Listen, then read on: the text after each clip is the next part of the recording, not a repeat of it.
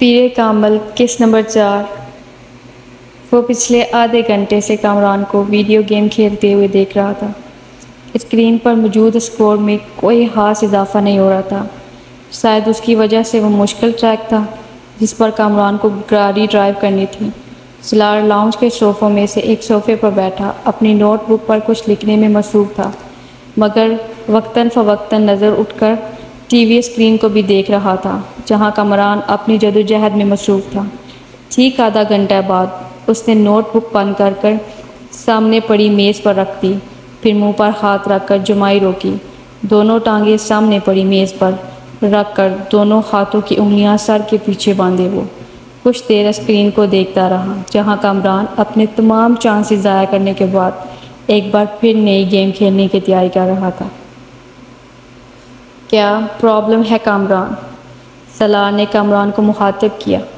ایسے ہی نیا گیم لے کر آیا ہوں، مگر اسکور کرنے میں بہت مشکل ہو رہی ہے، کامران نے بیزاری سے کہا۔ اچھا مجھے دکھاؤ۔ اس نے صوفے سے اٹھ کر ریموٹ کنٹرول اس کے ہاتھ سے لے لیا۔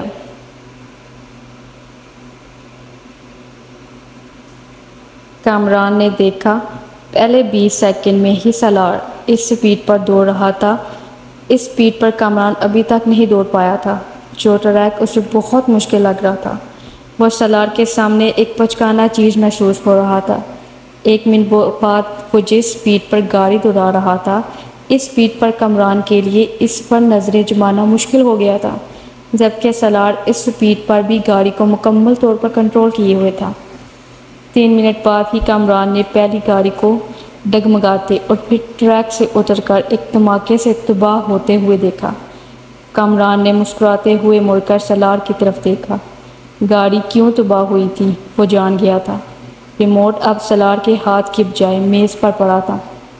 وہ اپنی نوٹ بک اٹھائے کھڑا ہو رہا تھا۔ کامران نے سر اٹھا کر اسے دیکھا۔ بہت بورنگ گیم ہے، سلار نے تبصرہ کیا اور اس کی ٹانگوں کو پھیلا کر لاؤنج سے باہر نکل گیا۔ کامران ہارن پیچھے 7 ہندسوں پر مبنی اس اسکور کو دیکھ رہا تھا جو اسکرین کے ایک کونے میں جگمگا رہا تھا۔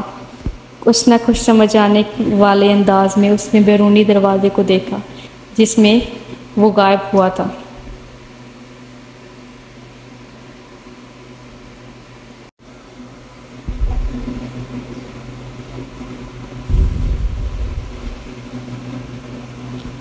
وہ دونوں ایک بار پھر خاموش تھے۔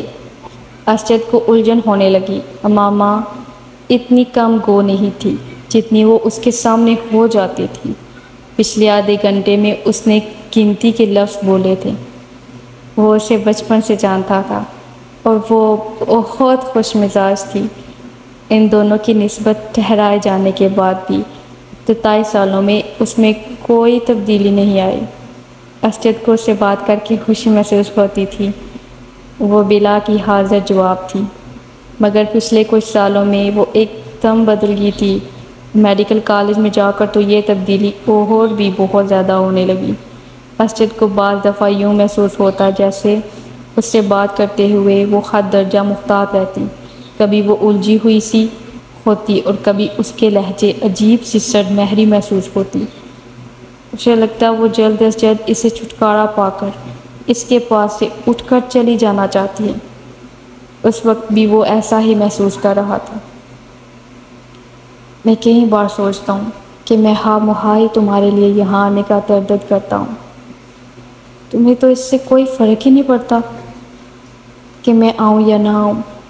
اسجد نے ایک گہری سانس لی اور اس کے بالمقابل لائن چیئر پر بیٹھی دور باؤنڈری وال پر لگی بیل کو گھوم رہی تھی۔ اسجد کی شکایت پر اس نے گردن ہائے بغیر اپنی نظریں بیل سے ہٹا کر اسجد پر مرکوز کر دیں۔ اسجد نے سوالیہ نظروں سے اسے دیکھا، مگر وہ خاموش ہوئی تو اس نے لفظوں میں کچھ رد و بدل کر کے ساتھ اپنا سوال دہرایا۔ تمہیں میرے نہ آنے سے کوئی فرق نہیں پڑے گا ماما؟ کیوں ٹھیک کہہ رہا ہوں نا میں؟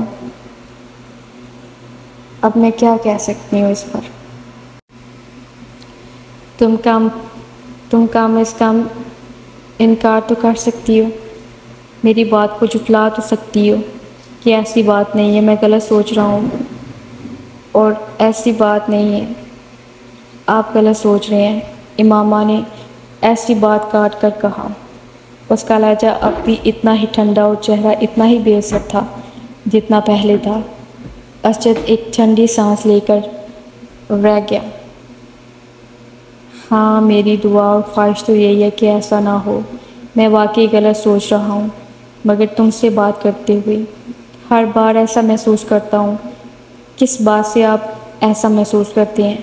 اس بار پہلی بار اسجد کو اس کی آواز میں کچھ ناراضگی جھلکتی ہوئی محسوس ہوئی۔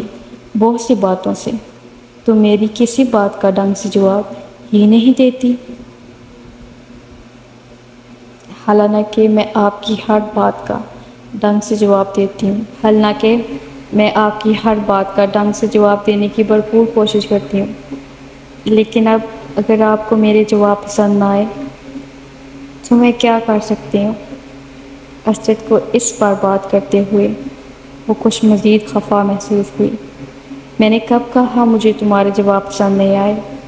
میں تو صرف یہ کہہ رہا تھا کہ میری ہر بات کے جواب میں تمہارے پاس ہاں اور نہیں کے علاوہ کچھ نہیں ہوتا۔ بعض دفعہ تو مجھے لگتا ہے کہ میں اپنے آپ سے باتیں کر رہا ہوں۔ اگر آپ مجھ سے پوچھیں گے تم ٹھیک ہو، تو میں اس کا جواب ہاں یا نہ میں نہیں دوں گی۔ ہاں اور نہ کے علاوہ اس جواب کا کسی تقریر سے دیا جا سکتا ہے، تو آپ مجھے وہ دیں گے، میں وہ کر دوں گی۔ وہ بالکل سنجیدہ تھی۔ ہاں اور نہیں کے ساتھ بھی تو کچھ کہا جا سکتا ہے، اور کچھ نہیں تو تم جواباً میرا حال ہی پوچھ سکتی ہو۔ میں آپ کا کیا حال پوچھوں؟ ظاہر ہے اگر آپ میرے گھر آئے ہیں، میرے سامنے بیٹھے مجھ سے باتیں کر رہے ہیں، تو اس کا واضح مطلب تو یہی بنتا ہے کہ آپ ٹھیک ہیں، ورنہ اس وقت آپ اپنے بستر پر پڑے ہوتے۔ یہ فارمیلٹی ہوتی ہے ماما، اب جاری تھی۔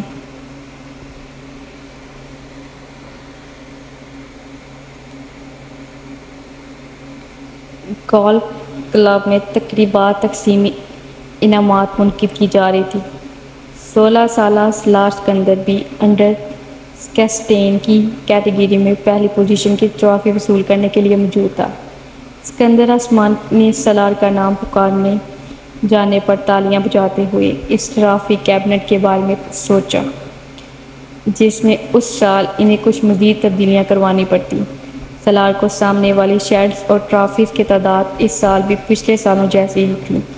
ان کے تمام بچے ہی پڑھائی میں بہت اچھے تھے، مگر سالار سکندر باقی سب سے مختلف تھا۔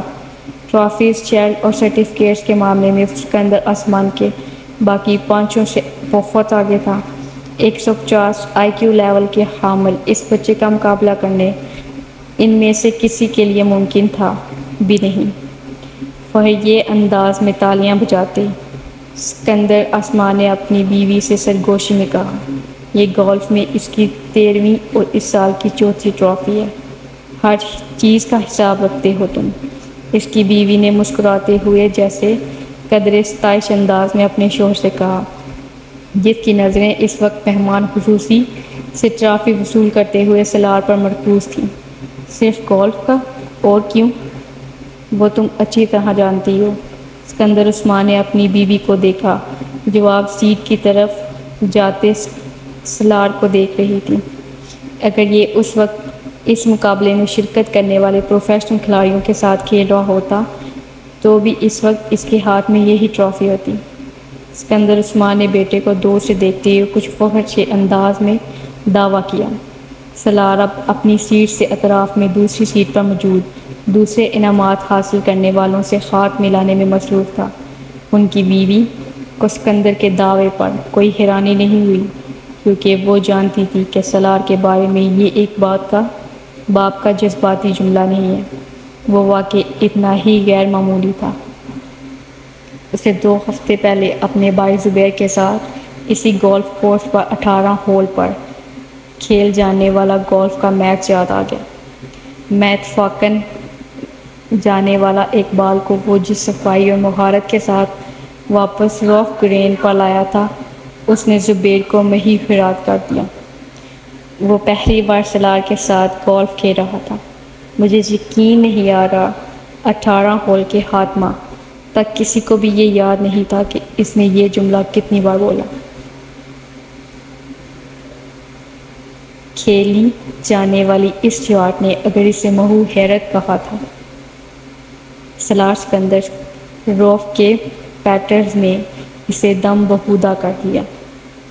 گیند کو ہول میں جاتے وقت دیکھ کر اس کلب کے سہارے کھڑے کھڑے صرف گردن موڑ کر آنکھوں ہی آنکھوں میں سلار اور اس ہول کے درمیان موجود فاصلے کو ماپا تھا، اور پھر جیسے بے یقینی سے سر ہلاتے ہوئے سلار کو دیکھا۔ آج سلار صاحب اچھا نہیں کھیل رہا۔ زبیر نے مڑ کر بے یقینی کے عالم میں اپنے پیچھے کھڑے کیڈی کو دیکھا جو گولف کارٹ پکڑے سلار کو دیکھتے ہوئے بڑبڑا رہا تھا۔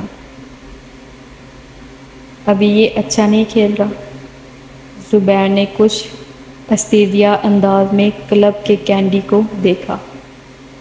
ہاں رف میں نہ جاتی، کیڈی نے بڑے معمول کے انداز میں انہیں صاحب ورنہ بال کبھی بتایا۔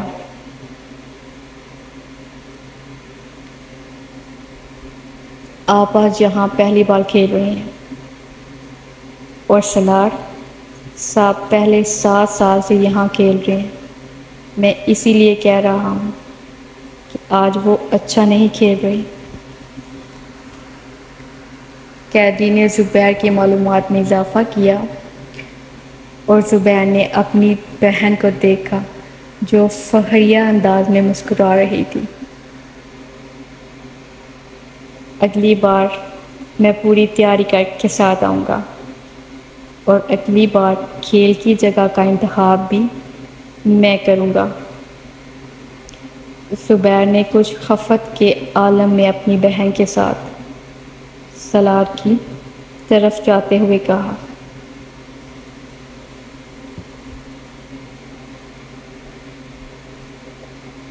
کسی بھی وقت کسی بھی جگہ، انہوں نے اپنے بیٹے کی طرف سے اپنے بھائی کو پر اعتماد انداز میں چیلنج کرتے ہوئے کہا۔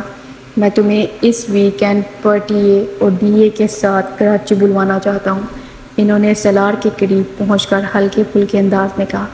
سلار مسکرا کر، کس لیے؟ پر تمہیں کراچی چیمبر آف کامرس کے صدر کے ساتھ ایک میچ کھیلنا ہے میرے بیہاف۔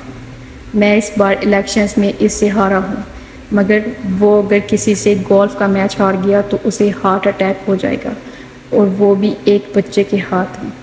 وہ اپنے بھائی کی بات پر خنسی تھی، مگر سلار کے ماتھے پر چند بال نمودار ہو گئے تھے۔